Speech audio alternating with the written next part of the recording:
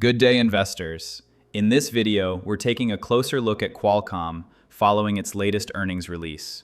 The company just reported solid results in what is still a pretty challenging environment, with continued pressure in handsets, but strong growth in areas like automotive and AI.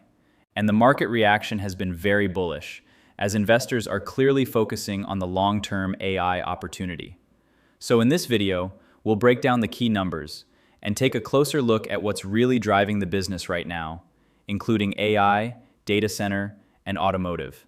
And I'll also give you my take on whether Qualcomm stock looks like a buy right now. But before we begin, don't forget to leave a like for the YouTube algorithm and subscribe for more investing videos. Thank you very much. So let's jump straight into the numbers.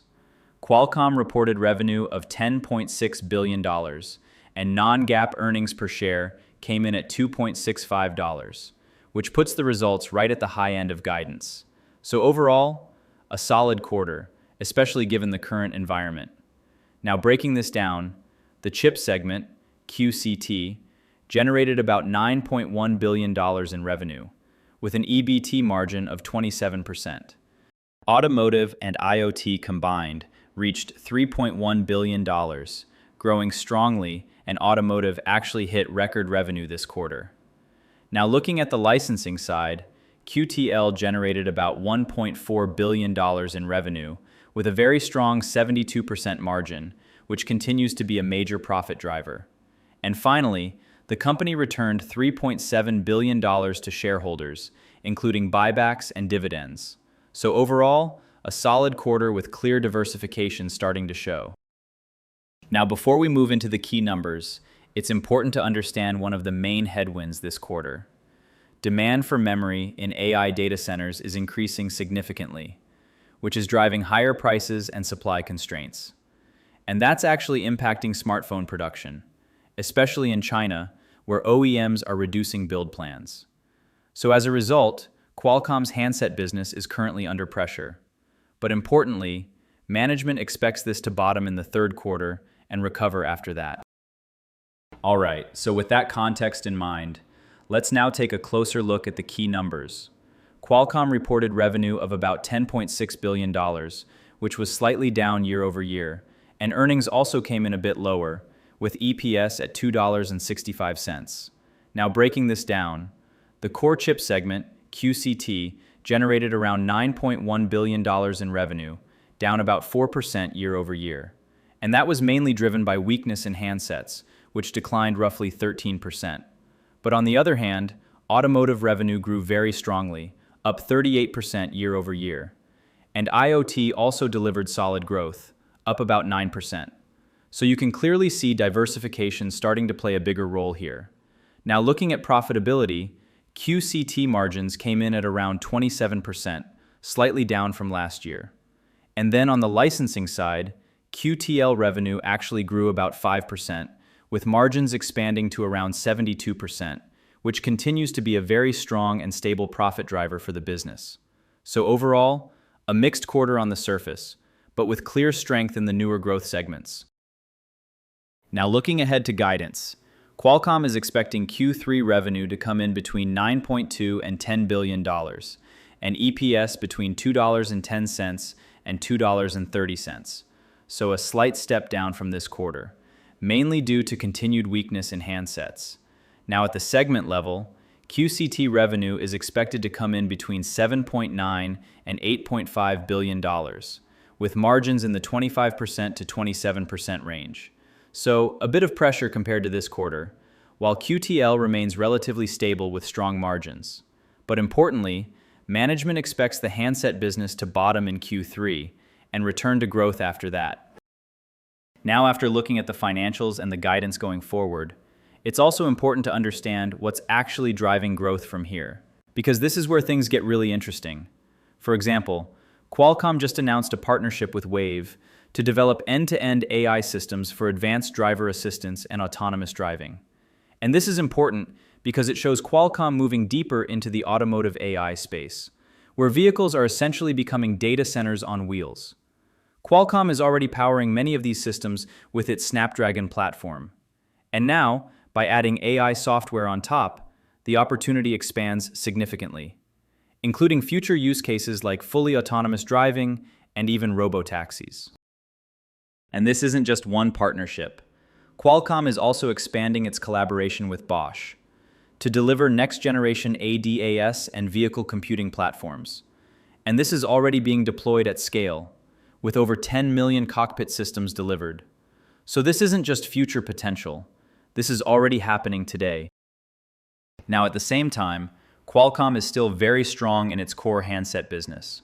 For example, the company continues its long-standing partnership with Samsung, with its latest Snapdragon chip powering the new Galaxy S26 series. And this reinforces Qualcomm's leadership in high-end smartphones, especially as AI is increasingly moving directly onto devices. So while handsets are under pressure in the short term, they still remain a key part of the long-term growth story. And beyond automotive and smartphones, Qualcomm is also expanding into new AI-driven form factors. For example, the company just introduced its new Snapdragon Wear platform, focused on bringing AI directly into wearable devices. And this is important because it enables more personalized AI experiences across devices like smartwatches, pins, and other connected products. With AI processing happening directly on the device, which improves performance, efficiency, and real-time capabilities. And we're also seeing strong ecosystem support with partners like Google, Samsung, and Motorola. So this really highlights Qualcomm's push into the next wave of AI, which is moving beyond the cloud and directly onto everyday devices, further enhancing Qualcomm's long-term growth potential. And furthermore, Qualcomm is also expanding into physical AI and robotics. The company recently announced a strategic partnership with Neura Robotics to develop next-generation humanoid and general-purpose robots. And this is a very interesting area because it combines AI with real-world physical systems, essentially creating what they describe as a brain and nervous system for robots, powered by Qualcomm's processors and Neura's full-stack robotics platform. And the goal here is to enable safe, scalable robots across industrial and everyday environments.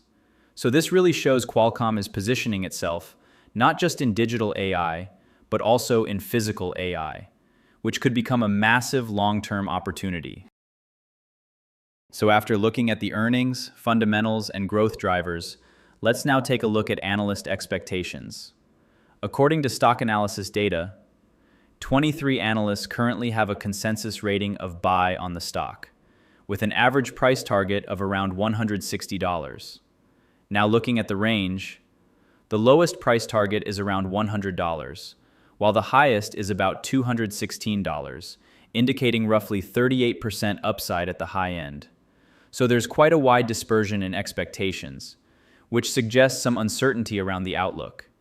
But overall, sentiment remains positive, even if near-term upside appears somewhat limited. Now, when we look at the stock performance, we can get a better view of the price action.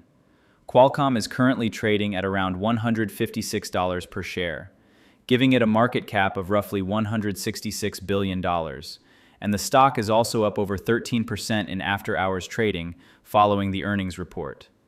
Over the past year, the stock is only up around 5 to 6% and has pulled back significantly from its previous highs, which shows that performance has been relatively muted.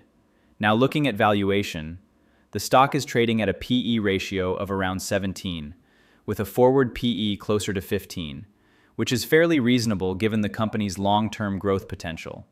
And on top of that, the company also pays a dividend of about $3.68 per share, which translates to a yield of roughly 2.3%, making it more attractive for income-focused investors as well.